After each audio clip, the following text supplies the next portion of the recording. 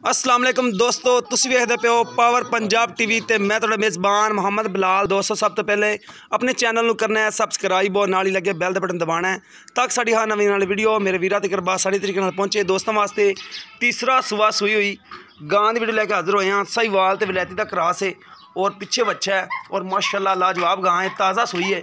सूई नूं तीसरा चौथा दिन है और माशाअल्लाह बोड़े दे विच दुध काफ़ी सारा है। पिछे इसके बच्चा है, इन्हूं चाचा जी छड़ के टोर के तसली कराया जे और माशाअल्लाह बाकी जो गल्लां बातां ने चाची जी नाल कर लेने कि कितना दुध कर दी पी दो टाइम दा बोले च है। अजे तक कच्ची सूई माशाअल्लाह लाजवाब थान, बिल्कुल मुठ पर थान है और खवाना माशाअल्लाह बड़ा प्यारा कैमरे की नज़र है। इधर ले आए वापस, इधर सोहनी माशाअल्लाह, कोई टुरन फिरन दे विच मसला मसैल नहीं। छड़ दिओ ये भजदी है तो छड़ दिओ।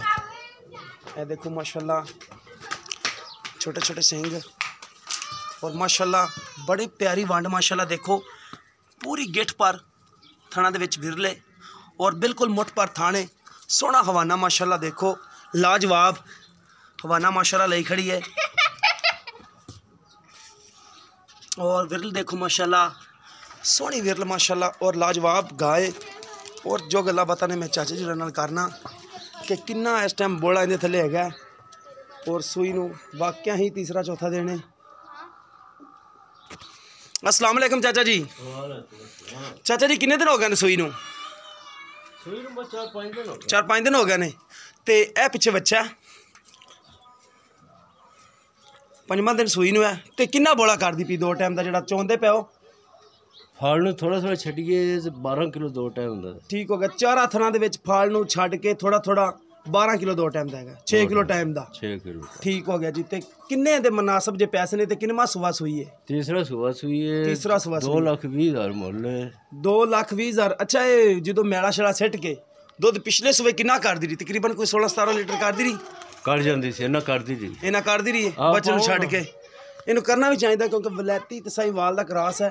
सोहनी माशाअल्लाह गाय है जी। और 2,20,000 दे विचों कोई मुहब्बत प्यार करोगे? हाँ हो जाएगा, कर लोगे? ठीक हो गया चलो दोस्तों, 2,20,000 रुपये डिमांड है। मुहब्बत प्यार कर लैणगे। सूई नूं चौथा तो पंजवां दिन है। पिछे बच्चा है, यह साहीवाल नस्ल का सोहना बच्चा माशाअल्लाह। और अगर किसी दोस्त पसंद आवे राबता नंबर 0303 7816 150। तो चाचा जी तुसी अपना भी नंबर दस देवो जिहड़ा तुहाडा चलदा है। बस हाँ जी दस दो, अगर तुसी देना चाहते हो ना दे दो नंबर, तो दोस्त आप रबता कर सकते हैं। नहीं चलना। ठीक हो गया जी। चाचा जी और कह रहे कि थोड़े तो सानू इतबार है, तो अगर किसी दोस्त पसंद आवे रबता नंबर असीं अपना बोल दिता है। सानू उम्मीद है कि जी वीडियो दोस्तों को पसंद आएगी। अगर वीडियो पसंद आवे वीडियो को लाइक तो शेयर जरूर करना है और अपनी राय का भी इजहार करना है। इस दे नाल अपने मेज़बान हो दो इजाज़त। अल्लाह हाफिज़।